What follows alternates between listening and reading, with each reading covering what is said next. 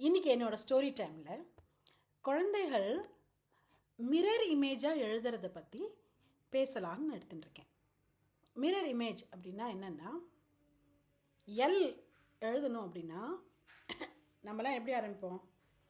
இப்படி ஆரம்பித்து இப்படி எழுதுவோமா? அந்த குழந்தைகள் இப்படி ஆரம்பித்து இப்படி எழுதும்.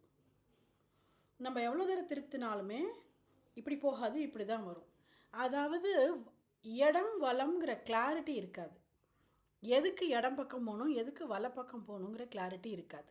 அதை நம்ம கண்ணாடியில் பார்க்கும்பொழுது தலைகீழாக தெரியும் இல்லையா? அந்த மாதிரி தெரிகிற மாதிரி அந்த குழந்தைகள் எழுதும். அப்போ இதுக்கு என்ன பண்ணுறது அப்படின்னா, இந்த மிரர் இமேஜ் நம்மளுக்கு ரெக்டிஃபை ஆகணும் அப்படின்னா, நிறைய ஸ்கூல்ஸில் என்ன பண்ணுறா டீச்சர்ஸ், நாங்கள் ஸ்கூல்லேயும் ப்ராக்டிஸ் கொடுக்குறோம், நீங்கள் வீட்டுக்குள்ளேயும் போய் ப்ராக்டிஸ் கொடுங்கோ அப்படிங்கிறா. ஒரு ஸ்டேஜுக்கு மேலே என்ன 200 தடவையாக எழுத வைக்க முடியும் அந்த குழந்தைய?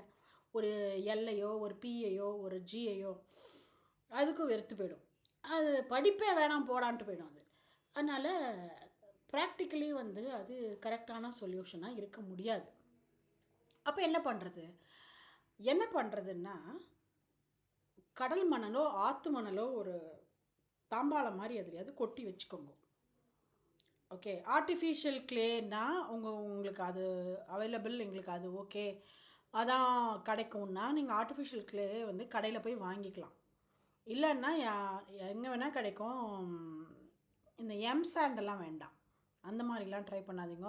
குழந்தைகளுக்கு அது கெடுதலாக போயிட போகிறது. ஆற்று மணலோ இல்லை பீச் போனேன்னா கொஞ்சம் கொஞ்சம் எடுத்துன்னு வந்தேன்னா ஒரு சின்ன பை நிறைய அந்த குழந்தைகளுக்கு ஒரு சின்ன தாம்பாளத்தில் பரப்பி, நம்ம சின்ன குழந்தைகளுக்கெல்லாம் அக்ஷராபியாசம் பண்ணும்பொழுது எழுத வைப்பா தெரியுமா நெல்லில், அந்த மாதிரி அந்த லெட்டர்ஸை பெருசாக எழுத வைங்க. எல் அப்படின்னு பெருசாக எழுதணும், பி அப்படின்னு பெருசாக எழுதணும், ஜி அப்படின்னு பெருசாக எழுதணும்.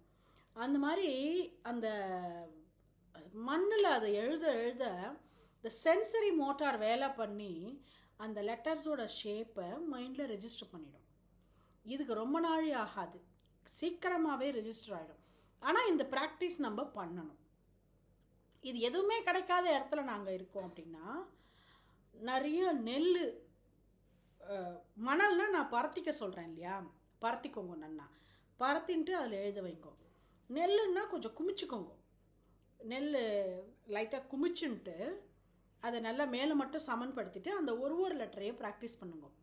அது அந்த நெல்லுக்குள்ளே குழி விழுற மாதிரி எழுதுமா, அப்படி எழுத பிரெயினில் ஈஸியாக மிரர் இமேஜ் எல்லாம் இல்லாமல் ரெஜிஸ்டர் ஆகிடும்.